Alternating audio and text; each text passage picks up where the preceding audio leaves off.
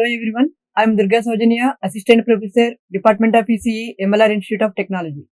I am going to give the video lectures for the subject Embedded System Design.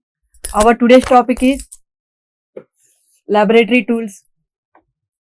So this Laboratory Tools comes under Unit 3. So here in the previous session, so while going to the overview of this session, first we will discuss about the summary of previous session. In previous session, we have discussed what are the tool chain used for embedded software. And so here while going to the embedded software, there are two types of machines are there. One is host machine, another one is target machine.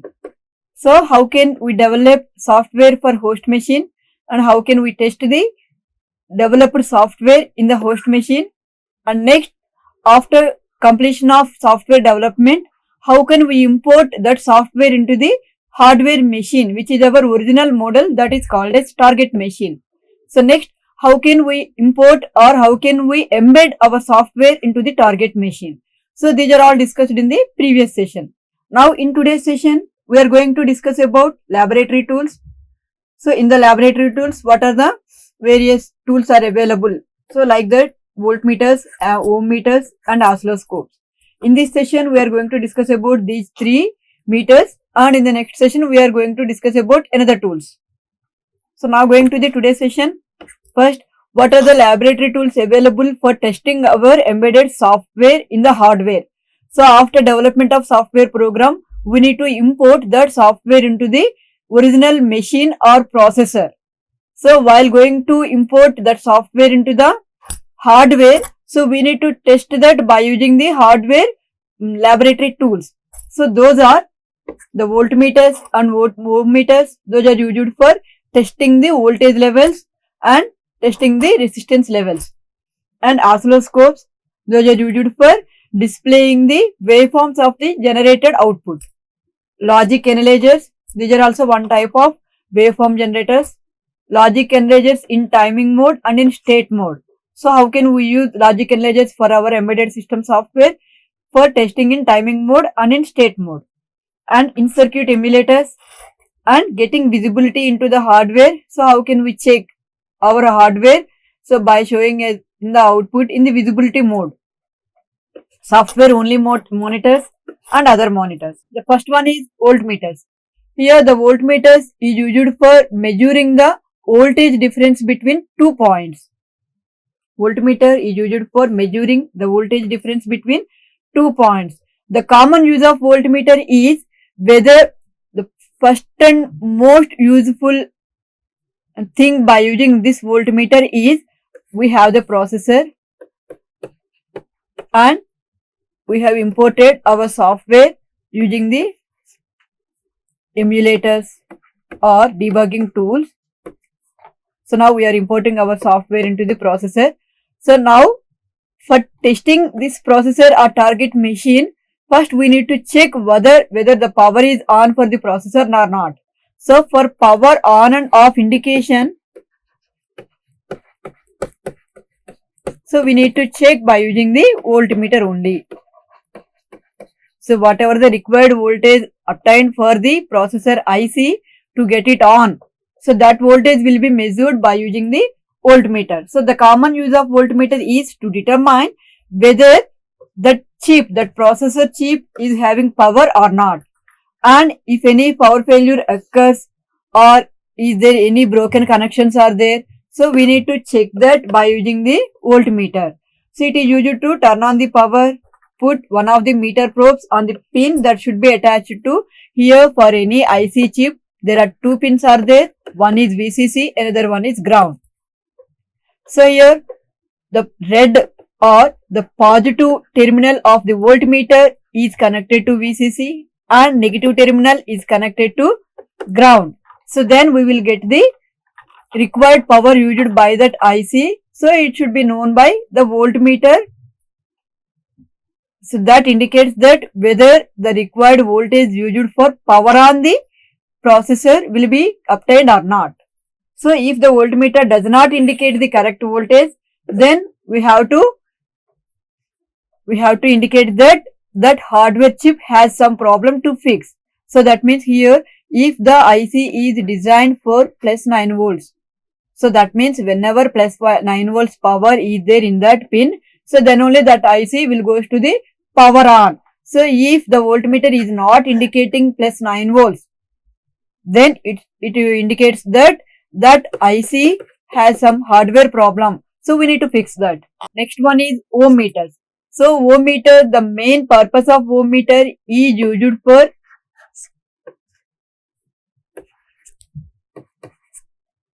for measuring the resistance between two terminals. Here the ohm meter is used for measuring the resistance between 2 points, and the most common use of ohm meter is to check the continuity between the two terminals or 2 points in the circuit diagram. So whatever the circuit, whatever the architecture we have designed for our application, so we have programmed that in the host machine. So now we need to connect all the, we need to give all the connections to the components. So there are some more resistors are there and some ICs are there. So just like the processor IC is there, and if analog to digital conversion is needed, A to D IC is there, analog to digital converter IC is there, and some more sensors are there, and LCD display will be there. So for all the components, we need to connect all these components by using the architecture designed for that particular application. So here, while giving the connections, we need to check whether all the components are connected properly or not according to the architecture or circuit diagram. So for continuity checking, we need to use the ohm meter. So it is used to check whether the two components are connected or not. If one of the address signals from the microprocessor is not connected to the RAM, so turn the circuit off and then put the two probes on the 2 points to test it. So here, so we need to check the connections for the buses also. If address bus, that means if we are not getting any address signal from the microprocessor, so then we need to switch off the circuit and we need to check the 2 points of the address bus from the starting point and ending point of the address bus with the ohm meter. So if the ohm meter is showing 0 ohms, it indicates that they are connected. So that means in between the bus, there is no breakdown occurs. So the bus is completely from starting to ending point, it is having the connection. So if it shows the infinity or it shows the high resistance, very high resistance, then it indicates that some broken damage will be there in between the bus or in between the entire wire, in somewhere point of the wire. So there will be some breakage. So if ohm meter reads the 0 ohms, it indicates that there is no resistance between the two probes, which indicates those are connected. So here the multimeter. So the multimeter is a device, so which is used for, here we have the display for the multimeter and here we have the knobs for multimeter. So this multimeter, it is a common device used for both measuring the voltage and the resistance. So in the previous slide, we have discussed about the measurement of voltages. So by using the voltmeter. So here we have discussed about the resistance measurement, which is the ohm meter. So now the digital multimeter is a device. So digital multimeter is a device which is a common device used for both. It can be used as both voltmeter and ohm meter. And next one is oscilloscope. So generally oscilloscope is nothing but it is a device which is used for generating the waveforms and displaying the waveforms. So oscillatory waveforms will be displayed on the device oscilloscope. So it is a device that graphs the voltage versus time or time versus voltage or horizontal and vertical axis respectively. Here the oscilloscope consists of a number of grid lines.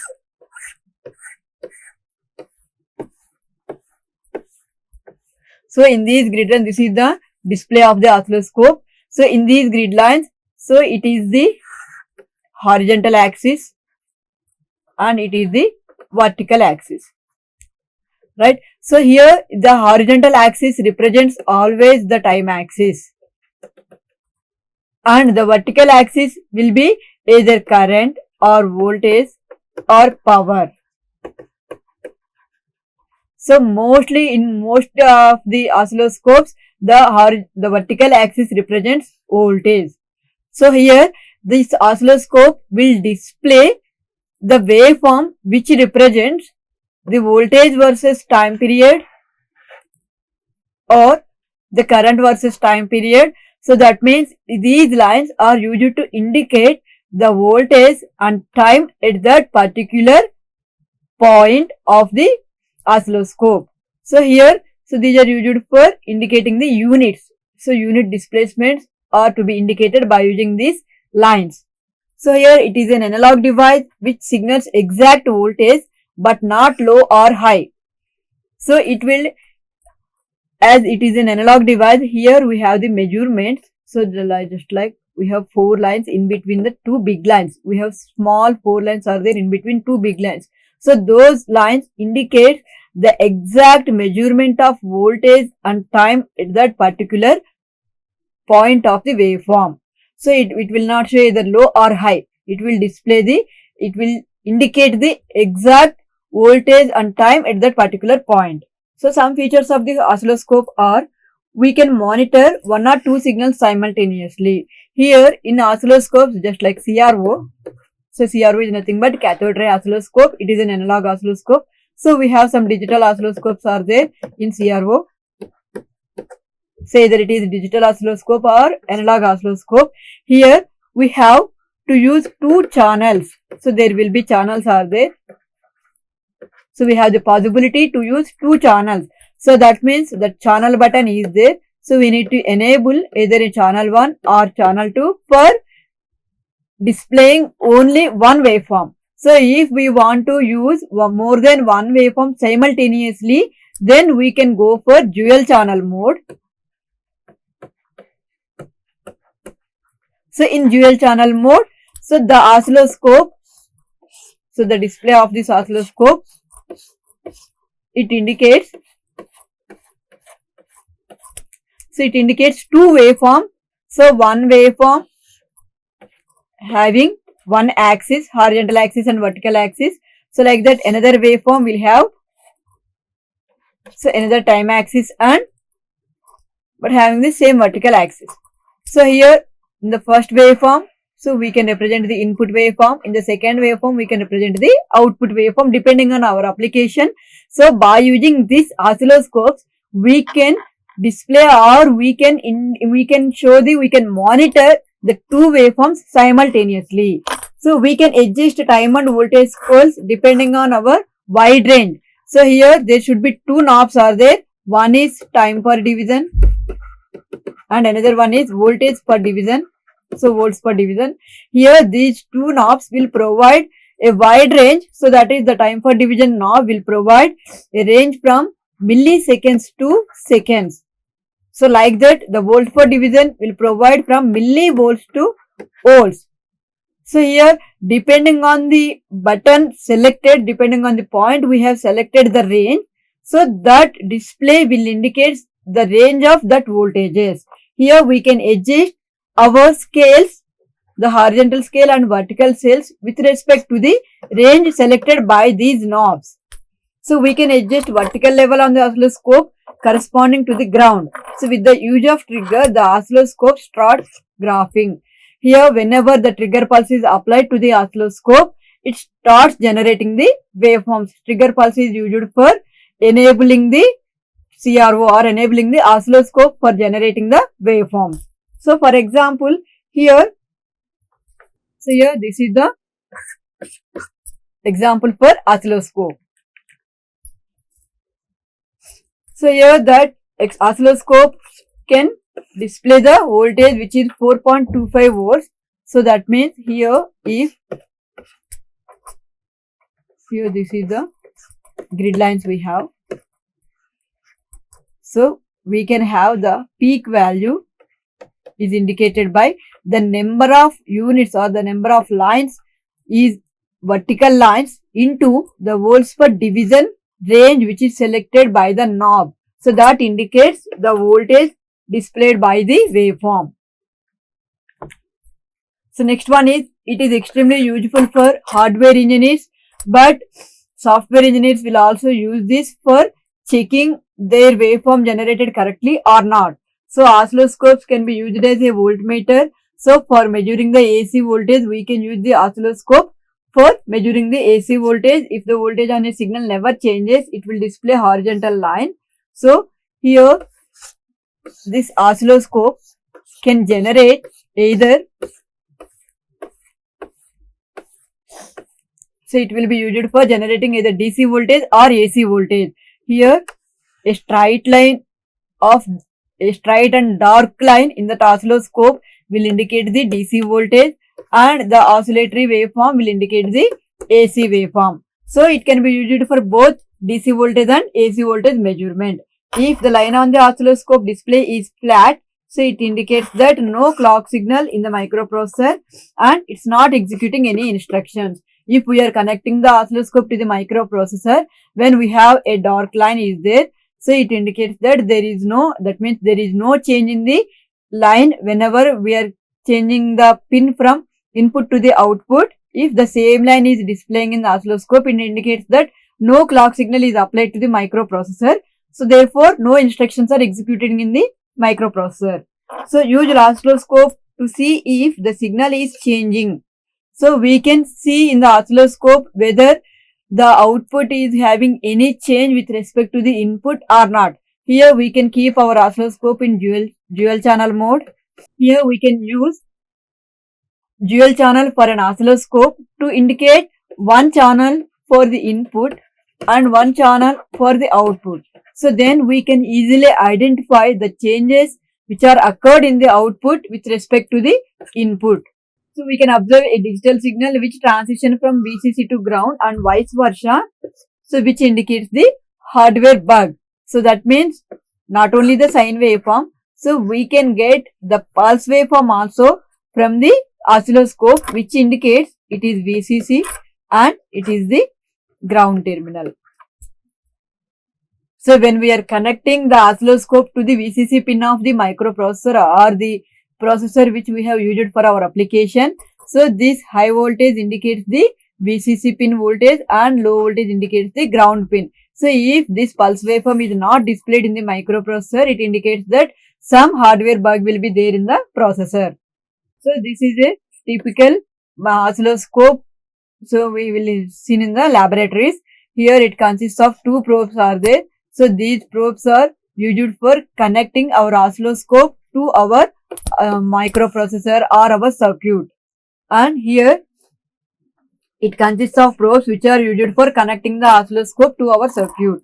So these are usually having the sharp metal ends which is used for sending the signal from CRO to the from oscilloscope to the circuit diagram.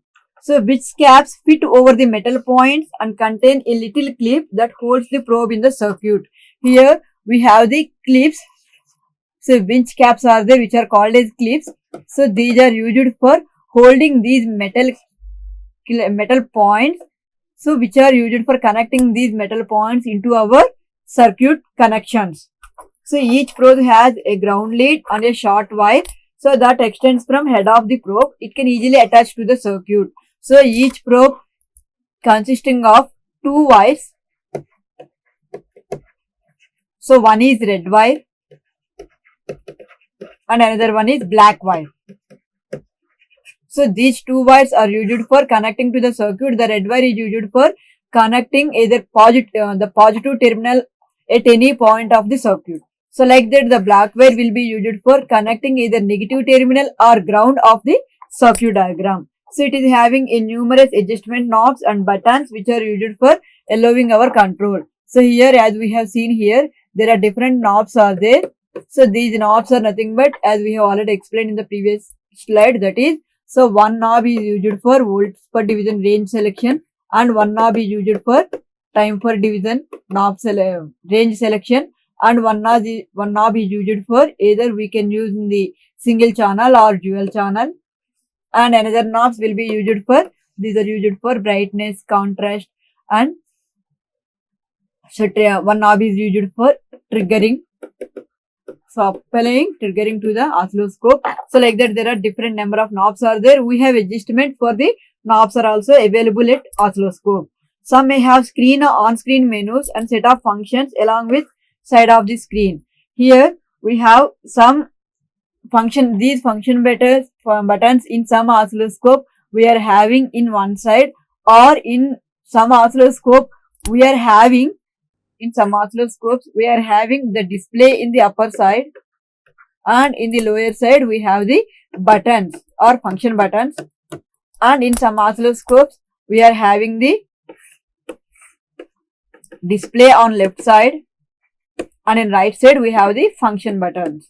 So next, in this session we have discussed what are the topics covered in the previous session, and in today's session we have discussed about the laboratory tools used for measuring different types of applications. That means either voltage measurement, resistance measurement, or waveform generation. So different types of tools used for measuring or checking or testing the embedded application in our hardware machine. So different types of laboratory tools. Here in this session there are so many tools are available, which are voltmeters, multimeters, ohm meters, oscilloscopes, logic analyzers, monitors. So like that we have different number of tools are there. But in this session we have discussed these three tools. One is voltmeter, another one is ohm meter, and another one is oscilloscope. So the voltmeter is used for measuring the voltage, ohm meter is used for measuring the ohms, and oscilloscope is used for generating the waveforms. By displaying the waveforms we can easily measure how much voltage is obtained by the AC waveform. AC waveform amplitude and time will be measured, and DC waveform amplitude and time will be measured, and the clock signal applied to the microprocessor can be tested by using this oscilloscope by having the pulse signal on the oscilloscope display. So these are the topics covered in the present session. Thank you.